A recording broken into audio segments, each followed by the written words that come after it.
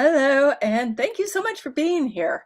Um, I wanted to say I'm thanking everybody who's watching. I also want to say to Don, thank you so much for being here. If you don't know, I will say this. I was originally introduced to Don Phin as one of our marketing expansion partners.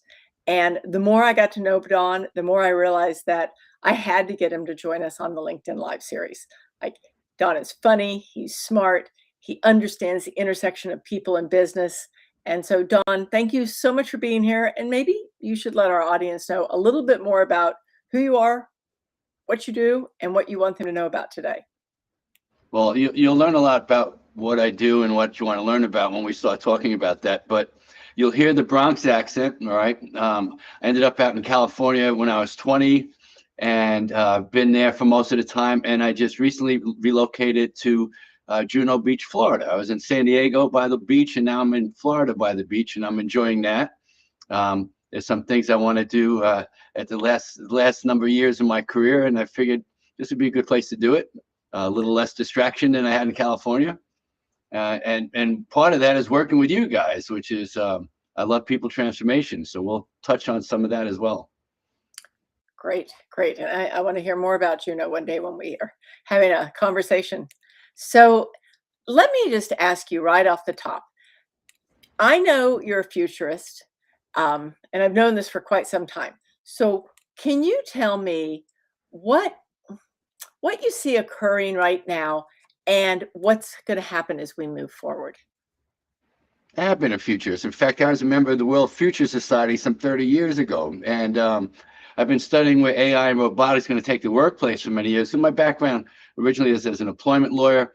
When I quit litigation at 40, I ended up building an HR company when the internet came along, and just a rapid time of change like we're going through right now. And I leveraged my time using the internet and built a company that 3,500 companies used. I ran it for 12 years and sold it. Okay, so. Um, I know this space really, really well. And one of the things I've been talking about for years, and it's a term that came from a guy, Buckminster Fuller, Bucky for short, Mhm. an amazing thinker and design architect. And Bucky said, we're going to go through a period of accelerating acceleration, things happening faster and faster at a faster and faster rate. So I was speaking at conferences and being on panels about where it's going to take the workplace. And that was before ChatGPT hit.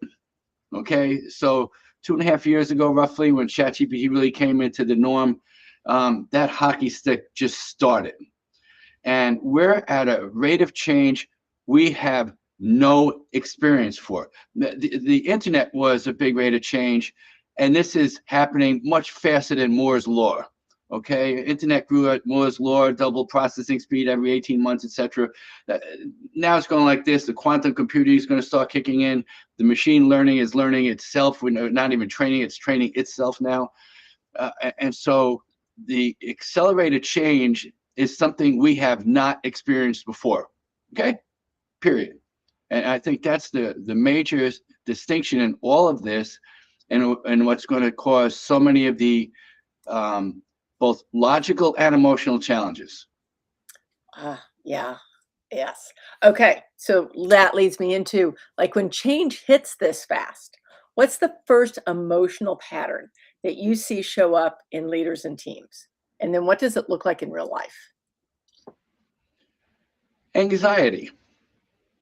Okay, anxiety is a fear of the future brought into the present. All right, that's why you're anxious. Am I going to get the promotion? Or is this date going to like me? It's anything in the future that's brought into the present where there's some fear attached to it will cause anxiety. Okay, we don't have anxiety about going to that fun game. I can't wait to go to that fun game. We don't have anxiety about that. It's something that's questionable in our future that will cause the anxiety.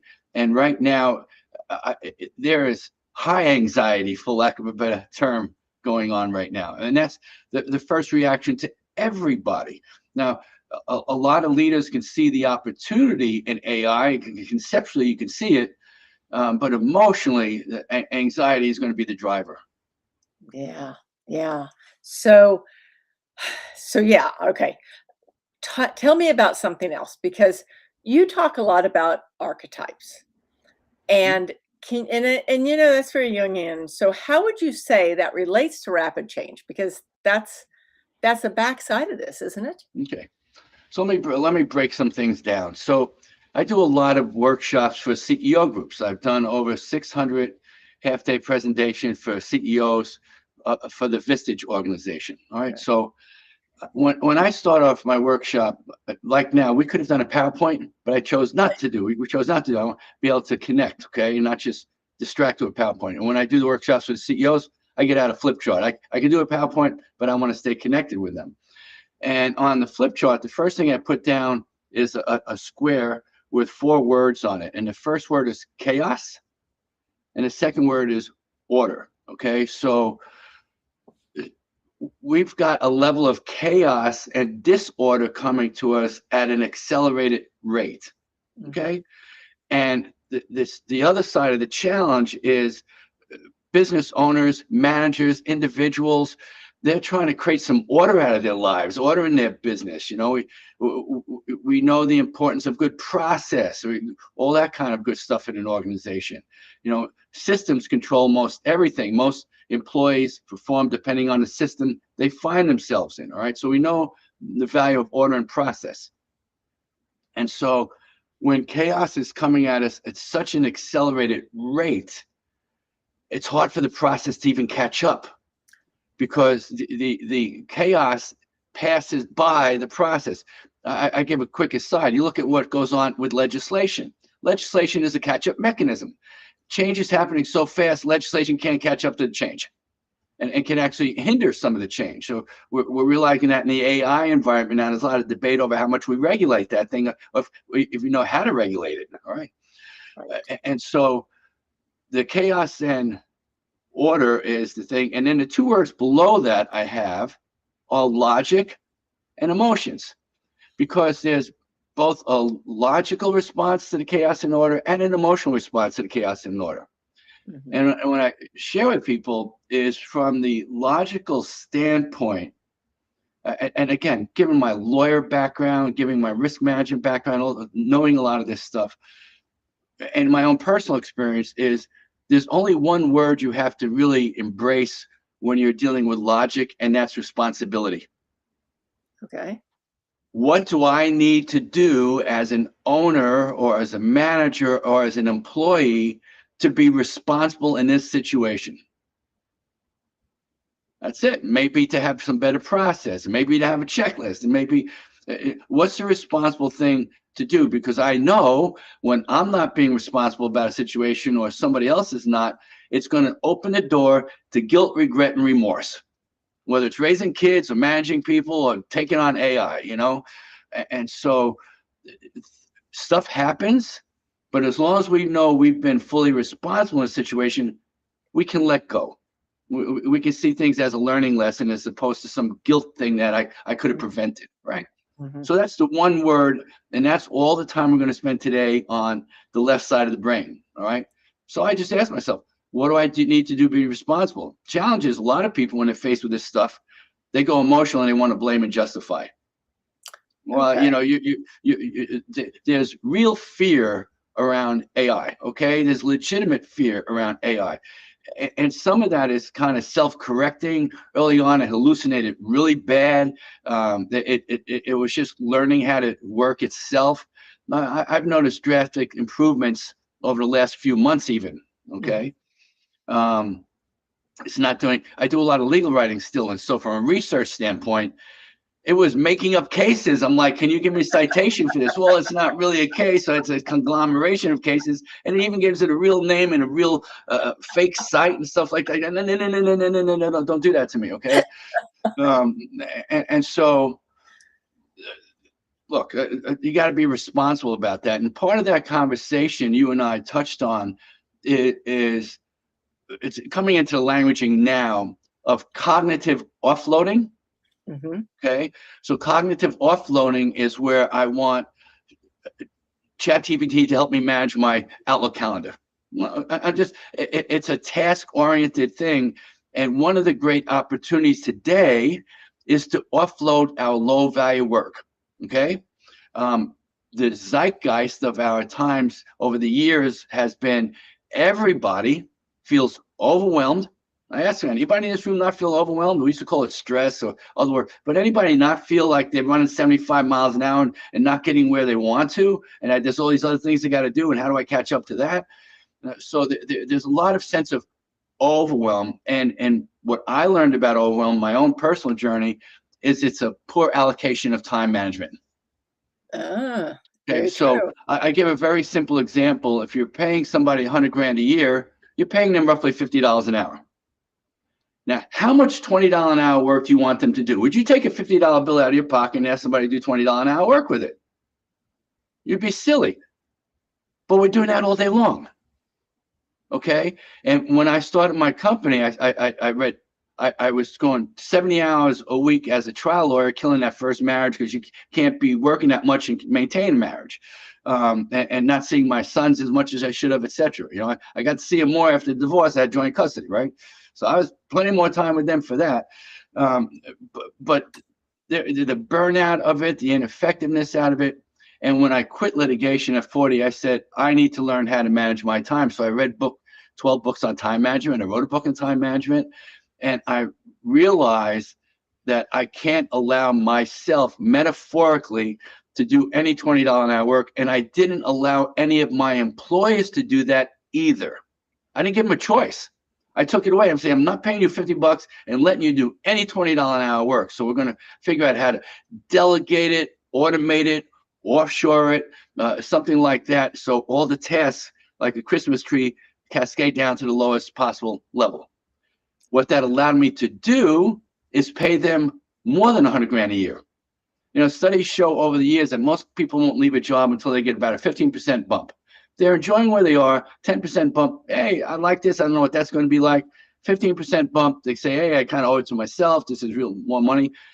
I was able to pay my employees that 15% extra because they weren't doing any $20 an hour work.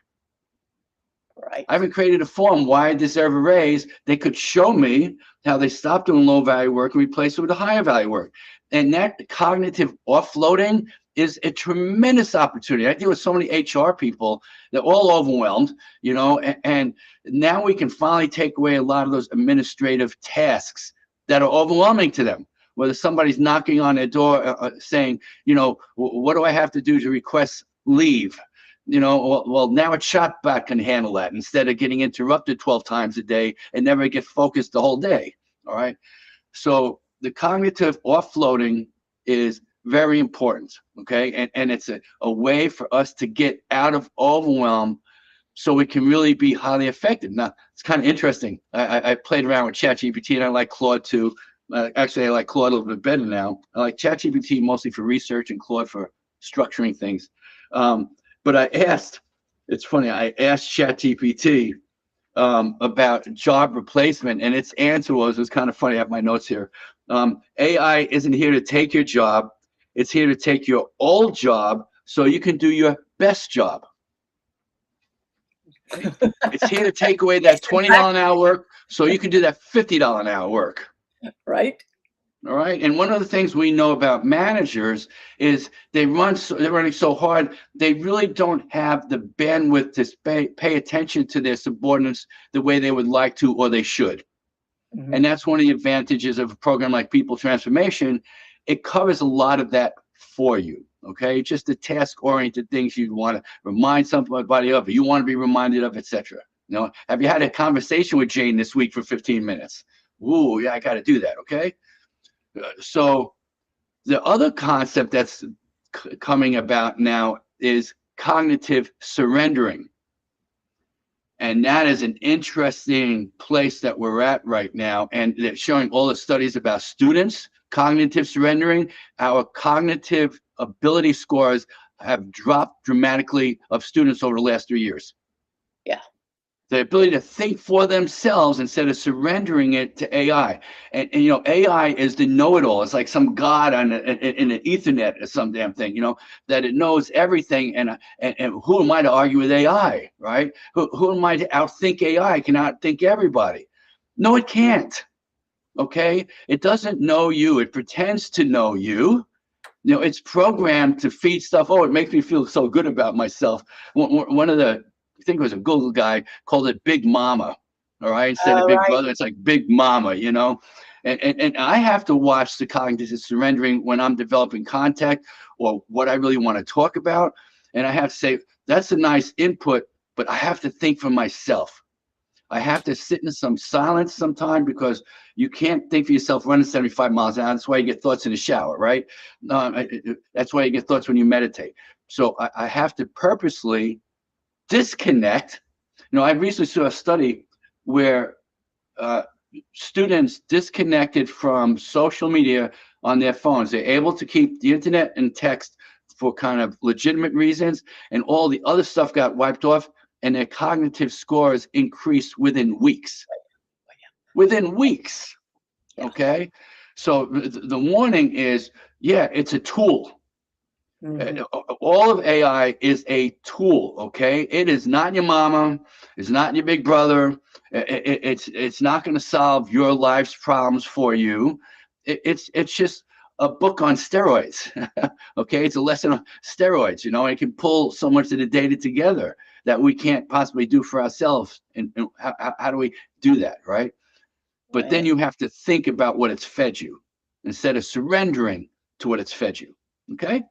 Mhm. The logical conversation, right? Okay.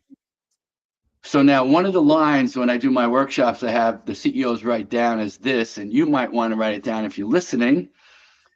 If it doesn't make sense, don't try to make sense out of it. This is really helpful for not just your own stuff. Hey, if you're raising teenagers, don't forget that line, okay? But we all have that inner teenager in us. And one of the things that happens is with the AI coming down, we can feel like this is very controlling of us. Look, it's being done to us. I didn't sign up for this. It's just being imposed on me. You're trying to wipe my job out. You're trying to do all these things. Yes, business will always use tools as effectively as they can. Mhm. Okay, they actually started using electric saws. Okay, you know, yeah, put some guys out of work. What am I saying? I'm not supposed to use electric saws. So we have to realize that there is transformation going on. It's going on very quickly, but the major resistance to it will be emotional, not logical, Ah, good by point. far. Good point. Okay. Logically, if I learn how to use these tools and I evolve with them, um, then I'm going to be successful. One of my favorite books that came out when COVID hit, I said, okay, what's the metaphor? You know, there's so much conversation around resilience, resilience, resilience, resilience. All right. That means you can take a hit. When I was a kid, I had a Bozo punching bag. You know, it was very resilient. Is that what you want to be? A punching bag? I could never buy in to the idea of resilience. It's just a starting point, okay? And the book that really affected me was Nassim Taleb wrote this book, Anti-Fragile. He was famous for starting, his first book was Black Swan, then Fooled by Randomness, Skin in the Game. And Anti-Fragile is just one of the most, I've read over 1,000 books, one of the most amazing books I've ever read in my life. And that metaphor of anti-fragility is how I hold myself. And it's about holding yourself emotionally in the present. So it's not when I learn AI, then I'll be anti-fragile. It's like I am anti-fragile in the making. I give you an example. When I went to law school, you know, I wasn't playing a less than more game than with lawyers because I was going, because they had to go through the same process. In order to be a lawyer, they had to be a lawyer in the making, just like I was. So it's not a less than thing. So I am very adept at AI in the making. I am anti-fragile. And Nassim says, when we're Mhm. anti-fragile, we learn how to deal with change the way change, chaos, and disorder the way nature does.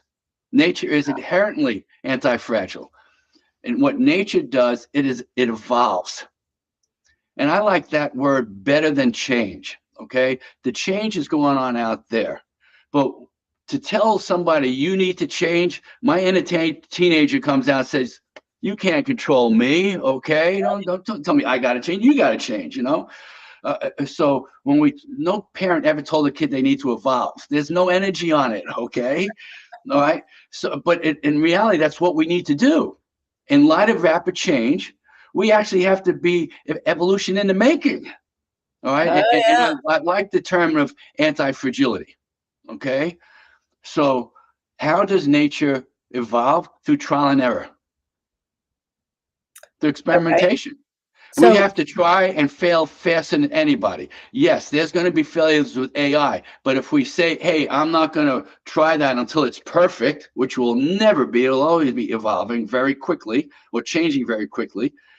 And for me to wait is the biggest mistake anybody can make. To think that somehow this is going to fail and go away and I can go back to being the way I was, that's not happening. It's not happening. And with that hockey curve, if you don't get on board now, you fall behind at an accelerated rate. mhm. Companies that don't take full advantage of AI will fall behind companies who do at an accelerated rate. Managers who don't take care of it, employees don't take care of it. So we will set ourselves up for failure if we don't embrace reality. Okay? Now, what I've learned about the emotions, and I speak about a lot, is all of our emotions are governed by the stories we tell ourselves. There's been this conversation around emotional intelligence for a long time, that we have these deep animal natures, and now that we have a frontal lobe, we can use our frontal lobe to manage and govern our animal natures. I haven't seen the needle move on that stuff much at all. Yeah, I'm aware that I should be emotionally aware, but who practices that? Right. Again, I haven't. It's like the Gallup survey for the last 30 years. I haven't seen those 12 questions move the needle in any organization in reality. Okay, it's 9 things too many to deal with. So one of the things that we have to deal with is not overwhelming people. We have to take one thing at a time. All right. So in these stories, that we have a story about AI. Do you even know what that is? Have you examined your story about AI? Have you ever written down or journaled your story about AI? Because until you do that, you don't know what it is. You're living in storyland without knowing what your story is. I learned that around finance the hard way. I had stories about finance growing up in the Bronx the way I did that had nothing to do with reality, I paid the price for a long time until the story catch up to the reality. Okay, when the story catches up to reality, you have a crisis, right? And so I had a financial crisis, and I had to relearn my stories around money. I have to relearn my stories about adapting to change. All right, I'm 69 now. I'm excited about what AI can do for me for more years. Okay, Right. it can actually help support a lot of what I'm doing, offshore my my low cost activities, and get it done faster than sending the thing to the Philippines for $10 an hour.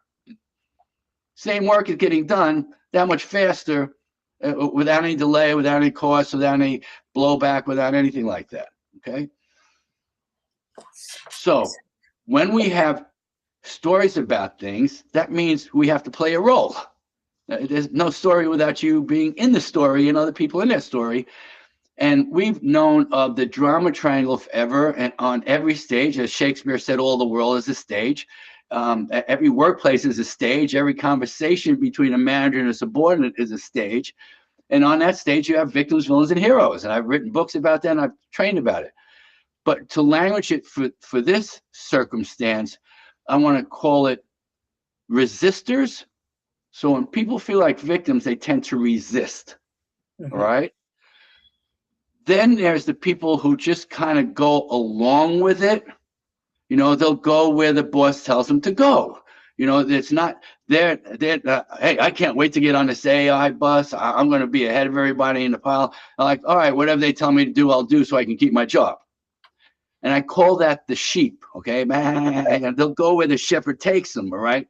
That doesn't mean they're coming in with both feet, or I should say 4 feet. Right. So, so, and the last people that play that kind of hero role of what I'll call the champions. And the challenge with the champions is sometimes they can be too strong, and demanding, we have to do this, we have to jump on this.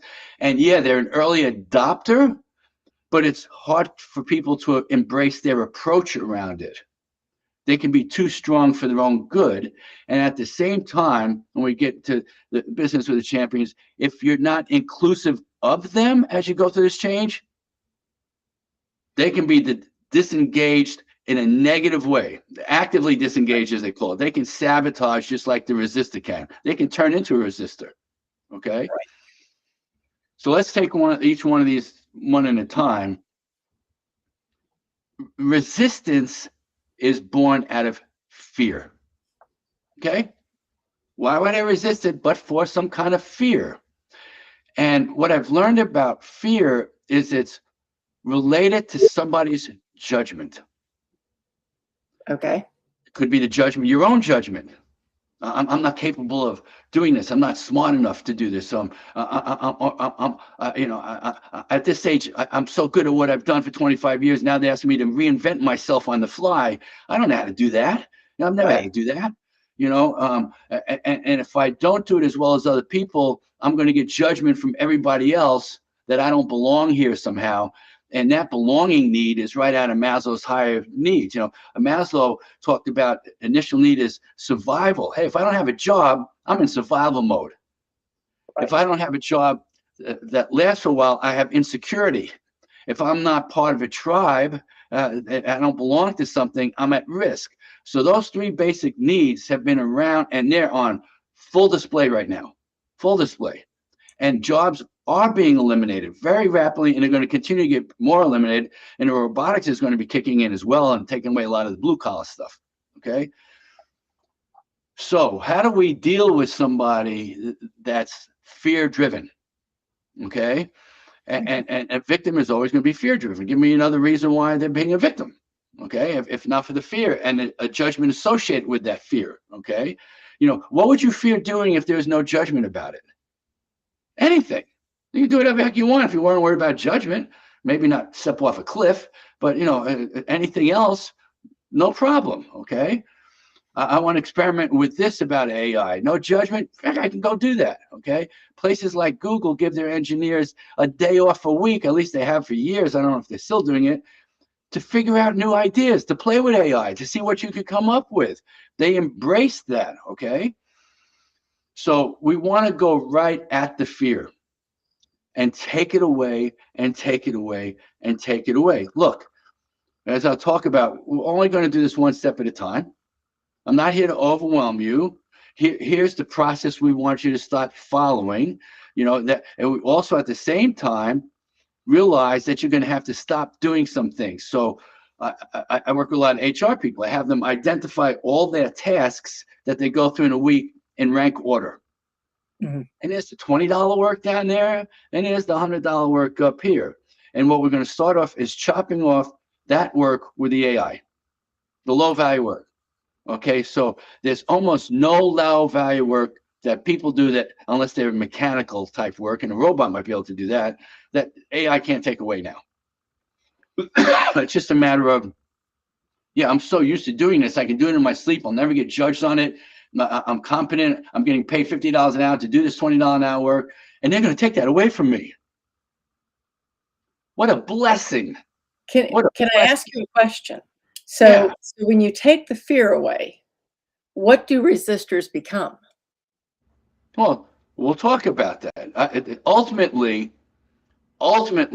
what I want people to be is the hero in their own story. Okay. I'm the hero in my own story. Okay. I climbed up through this and I got there. I do belong. My ego feels good. I'm actually making a difference. I'm self-actualized because I'm actually making more of a difference than I've ever made before. That's how you become a hero in your own story. You move up the ladder, right? Okay. You go from fear to actualization. That's that's moving up that ladder. Okay. Another thing about dealing with the resistors, it's not a negotiation. You don't negotiate with them. This is not a choice. I'm not going to say, oh, you don't have to do it, but everybody else does. Okay. I'm not going to say we're going to allow ourselves to fall behind that curve because that's what you would like to have happen. Okay. I can't afford to do that. So we have to move away from having expectations of these people, and this is in general, to agreements with them. So Okay. that whole thing, if you get one thing out of today, it's moving from expectations to agreements is a complete game changer, whether it's at home, in your relationships, in the workplace, in your own dialogue. Okay.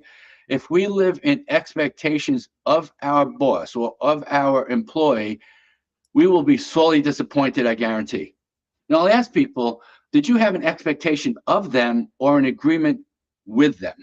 Ah, Okay. So if right. you just shove this stuff down on people, you're going to get a national a fear, a resistance. They're going to be concerned about the judgment. They'd rather hide than suffer it. So it's about being transparent, telling people this is why we're doing it. We're here to support you through this.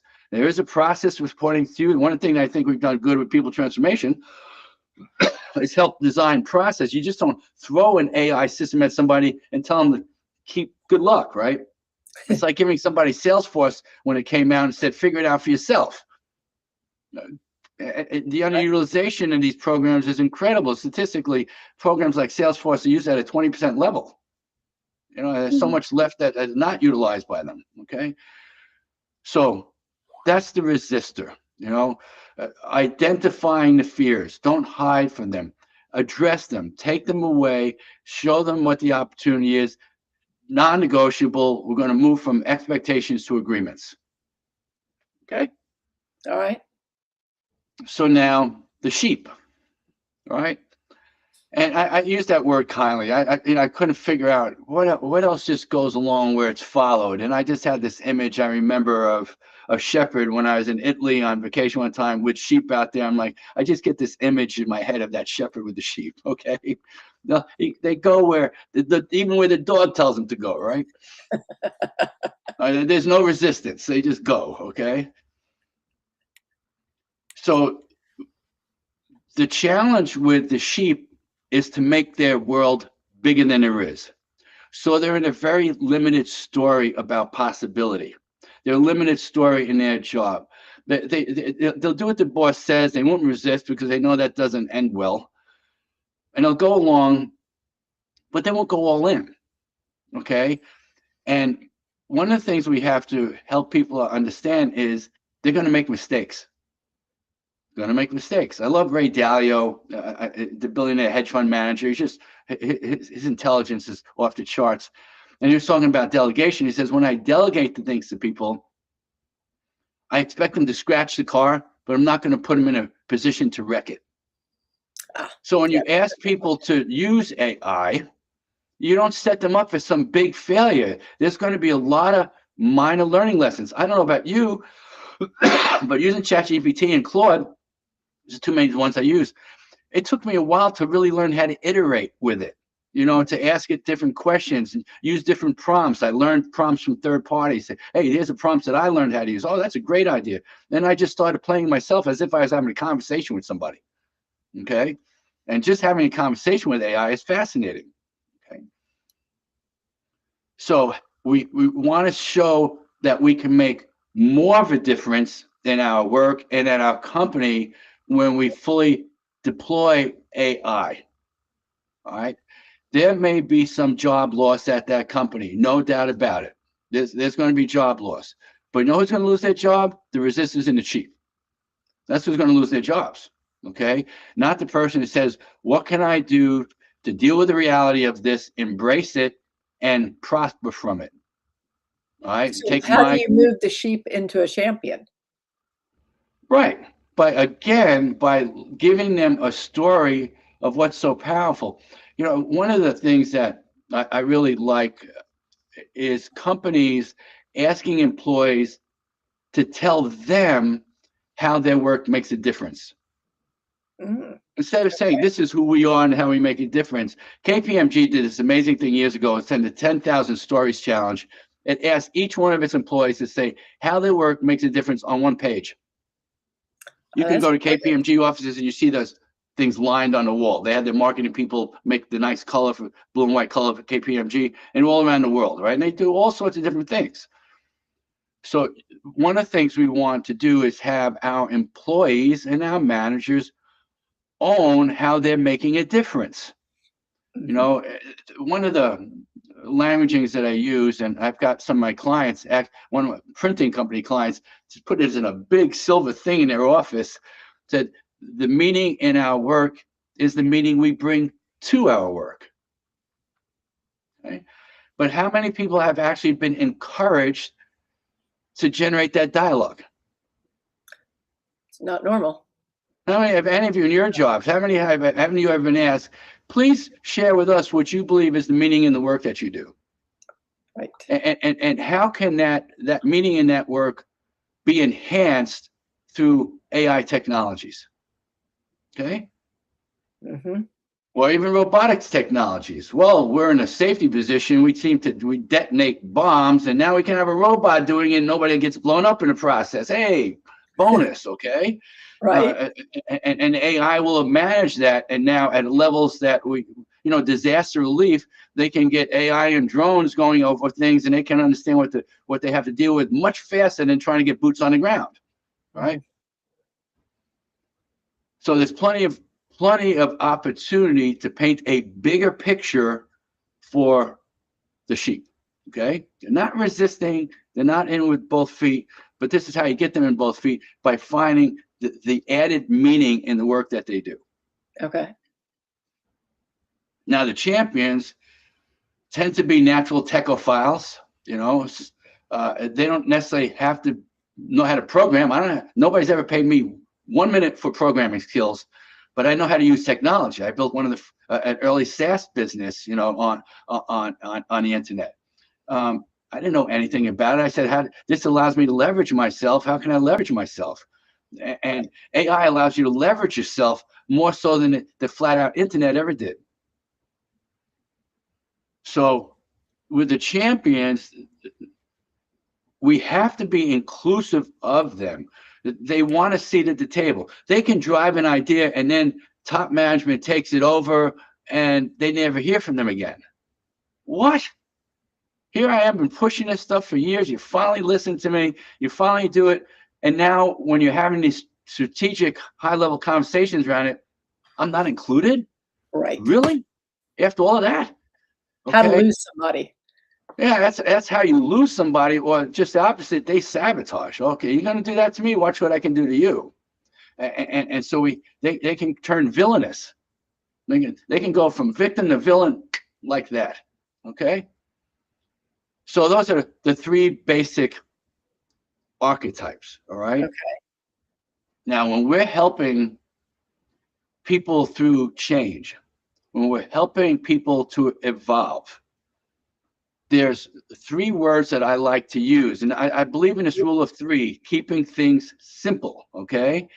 3 archetypes, 3 rules, three themes all the time, all right? Otherwise, it's 9 too many, like in the 12 things. Again, I tell people, do surveys. Don't ask 12 questions. Ask 1 question, all right? Don't make it anonymous. And let people say, hey, we're trying to improve this. What ideas do you have for that, all right? And everybody's required to answer instead of hiding behind some Jungian shadow and worried about stuff. It's crazy, right? Same thing here, okay? What can we do to deploy AI in our organization better? 1 question, and start getting input from it and learn from everybody instead of assuming all the knowledge is up here, okay? So being inclusive is so important right now. The transparency and the inclusion is so important. But there's 3 words, and these 3 words are the essence of great leadership. And the first word is coax, C-O-A-X. It's like a little pat on a baby's butt. How do we naturally learn? 1 step at a time. Nobody's going to master AI in a leap. And by the way, nobody's ever going to master AI. That's not happening. You can master at the internet. You're not mastering AI. It'll pull away from much, which is so scary for many people. It'll get to a point where we can't master us. master it. Is it going to master us? You know, that's the Orwellian challenge, right? So coaxing, when I coax myself or somebody else, there's a sentence that I use, and it came from my study of neuro-linguistic programming, or NLP for short. And the sentence is this: let's try this, whatever it is, first, as a first safe step, and see how it feels. There's so much embedded in that. So I'm saying let's, meaning we're doing it together. Try, it's an experiment. As a first, meaning there's going to be more. And then I'm talking to the subconscious who's going, am I safe? Am I safe? Am I safe? As a safe step, and let's see how it feels. I don't see, let's see if it works, because is this going to feel good? Am I safe? Does this feel good? Am I safe? Does this feel good? I'm going right at that and say, and so that the thing is, if it doesn't feel safe and it doesn't feel good, I don't have to do it. I can say yes to that. So I'm always asking, what's the easiest thing for somebody to say yes to? Give an example. When COVID hit, I had these keynote presentations, booked all around the country, and they got wiped out in a couple of weeks. So, $100,000 poofed right off the calendar. I'm like, wow, what am I going to do now, right? And so, all right, what can I try as a first safe step and see how that feels? And this thing, Zoom, was out there. So, I can learn about Zoom, okay? Then I can learn about green screen technology, right? Then I can learn about good cameras and good lighting. And within 2 months, I was doing virtual keynotes. I was a certified virtual keynoter. And I survived because I learned things one safe step at a time. I didn't overwhelm myself with how am I going to go from here to there in a leap. It's not going to happen. So, all right, what's my next safe step? Let's try that and see how that feels. So on the journey out of our own fear and victimology, nobody's going to go in a leap. Baby's not going to learn how to walk in a leap, okay? You can't force them into learning how to walk. One safe step at a time is how we get to do anything. That's how we're wired to learn, all right? So coaxing, let's try this as a first safe step and see how it feels. Now, the second word is to encourage people, to put courage into them, right?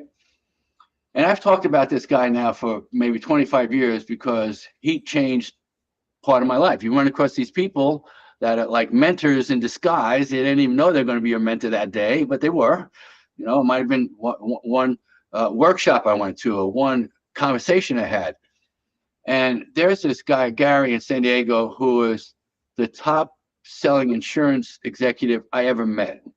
He lived in Rancho Santa Fe, very successful, and just the warmest personality. And I said, Gary, what makes you so successful? You outsell everybody else at your agency, and he had a great agency, 4-to-1, selling the same workers' comp and general liability as everybody else. And I said, do you mind if he goes, I don't know, we all taking the same training. I said, yeah, but you're doing something different. You got some secret sauce you don't want to share with anybody? Is that it? He goes, no. I said, okay, why don't I get your 8 salespeople, me and you at your conference table? It was 4 and 4, me and him. And I'm going to just ask some questions so I can unearth what's going on here. And one of the first questions I asked was, what's the most important thing you do every day? And what almost every person gave me was a left brain logical answer along the lines of make the sales plan, execute on a sales plan, understand the prospect's needs, and satisfy their needs. And that is good blocking and tackling, as I call it. And if you execute on that, you'll have their 6-figure sales success. But Gary's success was 4 times as much selling the exact same product. So I go around, finally go to Gary, what's the most important thing you do every day? And this is the answer that floored me. He looks at me with that smile of his and he goes, oh, that's easy. I make people feel good about themselves. Whoa, I just stood there and it like a wave hit me, I was like, whoa. So much of what I was taught in sales is pain pills sell for more than vitamins. You know, you put people in pain and you can rescue them. It's a hero game, and codependency. Somebody's got to be a victim for you to be the hero. That nonsense. I said, Gary, but what about this? He goes, why would I want to put anybody in any pain? I said, I'm not disagreeing. I'm not disagreeing. Okay. So I said, okay, isn't it true that the people that make you feel good about yourself, you'll do anything for? Right. There's so few of them in your life. The boss that made you feel good about yourself, you'll do anything for that boss, okay? Sometimes it wasn't our parents, too close for comfort. It might have been an uncle or a coach or a teacher or somebody like that that made you feel good about yourself. So, all right, Gary, what's the secret to making people feel good about themselves? Looks at me and goes, you find the good in them.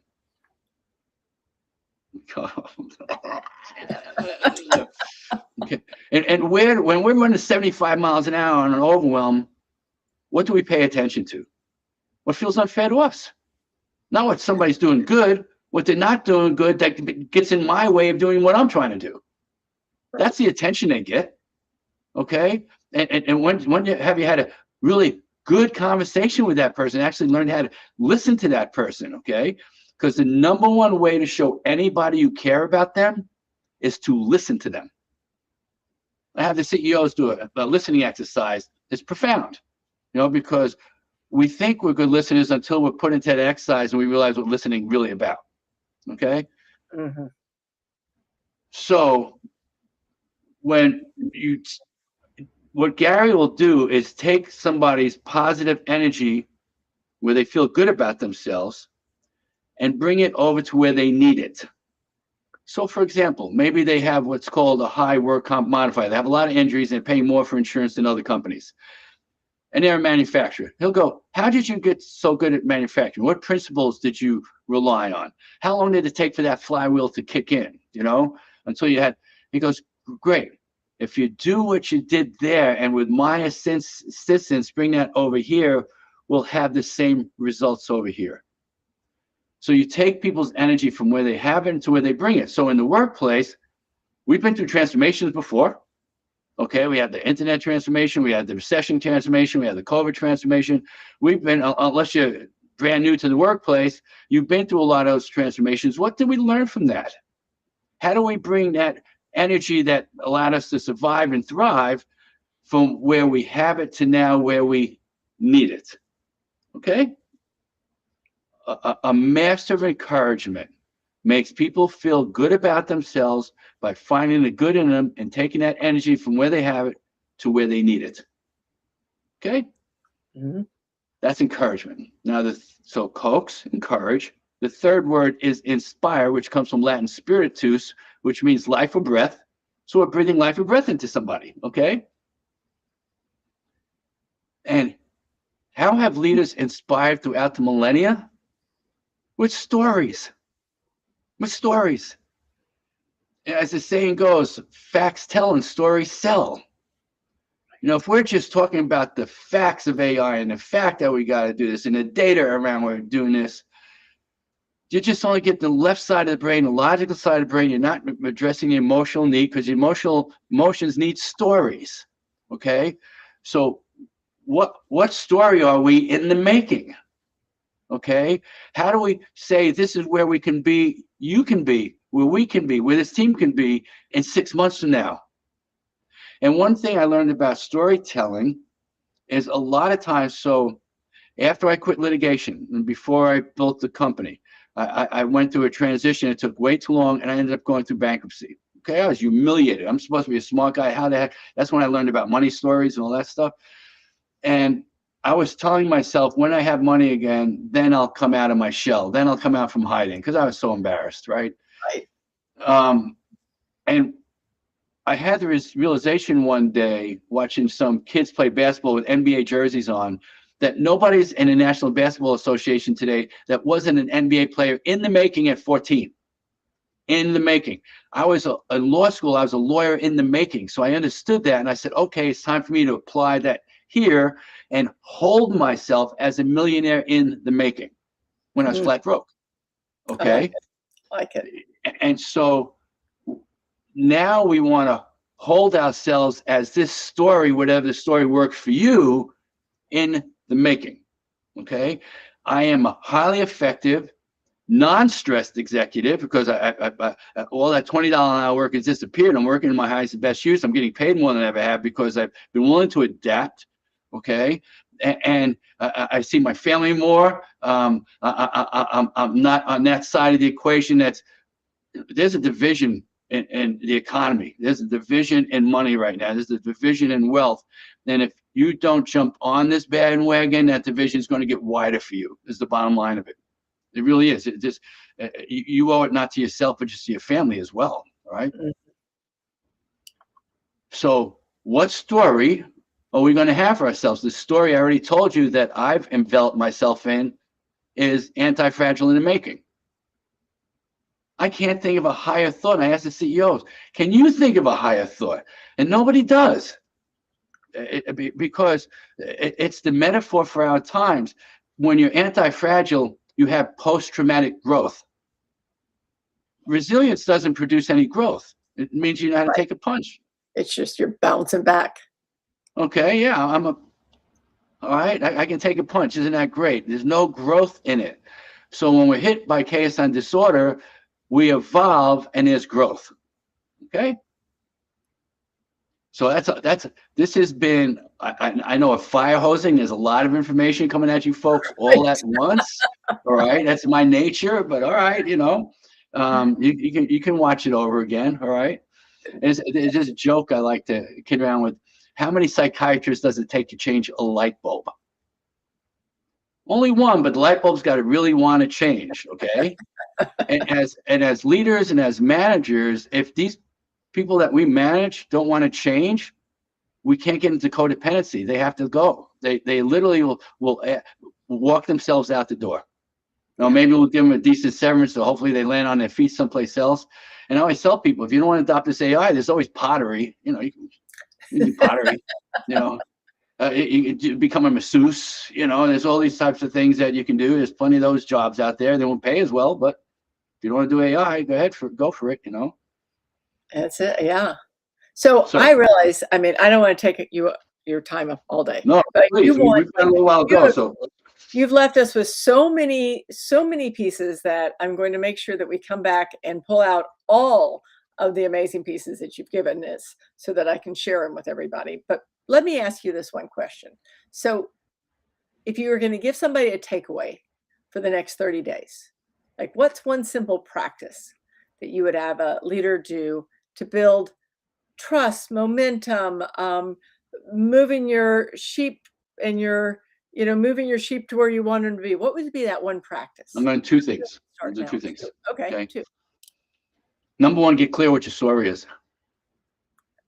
We've been talking about storytelling as a leadership strength for years now. Okay, it's that notion has been around for a while. Okay, it goes along with branding and all those types of branding is a story.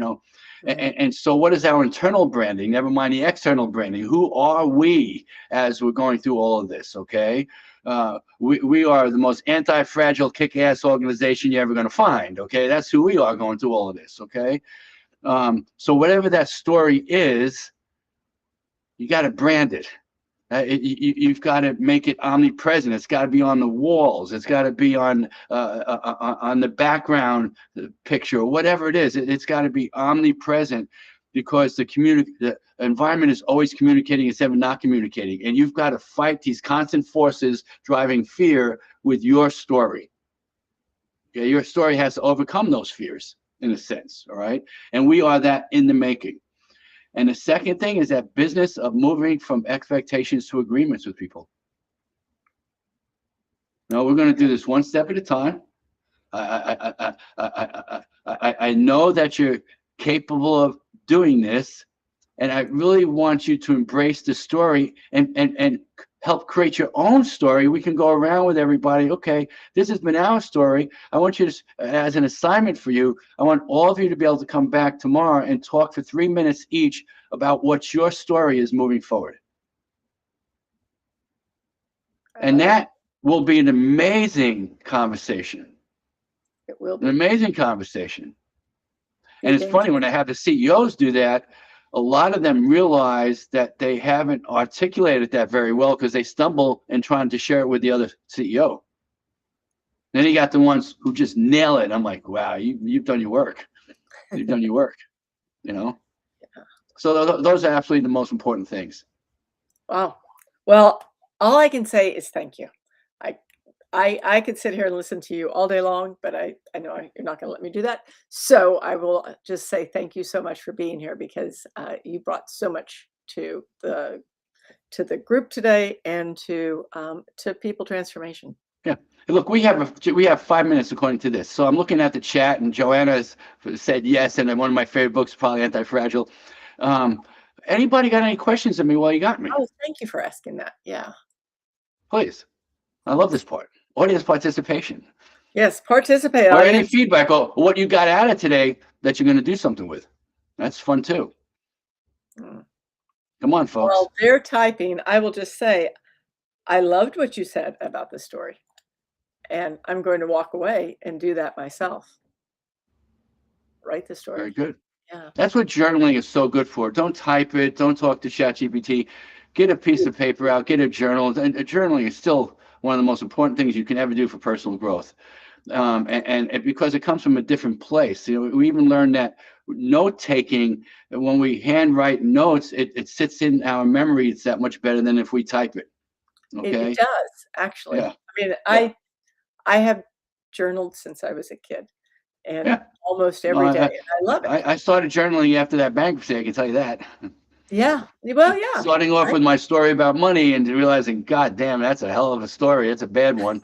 One thing I learned as a trial lawyer, there's only one set of facts in any courtroom, but there's a whole bunch of stories about it. Mm, There's only one set of facts at that company, but there's 100 stories about it. right. So if you let those stories run random instead of trying to corral them and actualize them, you're going to have real problems. Yeah. And I was remiss in that I didn't stop you somewhere along the way and say to everybody who's watching, if you use that QR code on the screen, you can grab Don's website link and get connected with Don, or reach out I to have us. But on my either way. website, I have a whole bunch of books that I just threw on. When I sold my HR company, it was purchased by one that focused on compliance, and I was both sides of HR. I really understand strategic. I ran HR groups and things like that. And so they said, well, do what you want, just don't compete with us. So I put it on my website and I gave them all for free. So there's a ridiculous amount of content on there. Okay. Take advantage of it. The book I wrote, 40/40 Solution, is one of my favorite things I've ever written. Definitely Okay. worth reading. And thanks, Denise, said amazing. And Karen said, I love moving from expectations to agreements. Mhm. And we've got 2 more minutes if anybody else wants. Emotional selling is huge to incorporate into your sales cycle. It's an intangible that's forgotten while you're trying to keep pace with tracking your activity. Absolutely. Oh. Denise wants to know wants if I'm coming back to her podcast again. Well, you have to invite me, Denise. That's all. Denise, drop him a note. It's fun. I actually did this a couple of months ago for SAP, the very big company in Germany, worldwide company, and they had their top executives listen to this message. Because they're not, they're deploying it internally and with clients, okay? And they're facing the same emotional resistance internally. You look at some of the latest statistics about resistance to AI, 70% of the people are resistant to it in the workplace. The last number I saw, okay? It's high. It's high. Yeah. Yeah. All right, well, I think we're good then. Yes, You want to start on time and end on time. All right. That's always a good practice. Yeah. And Kelly, thank you so much for having me. And by the way, folks, I can't not put in a plug for People Transformation. Long story short, when it really hit the AI, I said, do I really want to go down this road now at this age? Do I really want? I'm like, well, let me just start playing with it. And let's see if I like it. I'm like, oh, this is pretty amazing, right? And I said, okay, what company am I going to play with? Who do I want that's in the AI space that I know around people management and what they're doing? And I looked at a couple of different places. When I saw what People Transformation was doing, I was like, wow, this blows me away. So its ability to analyze data and help you understand what's really going on in your company in a way that you couldn't possibly see for yourself.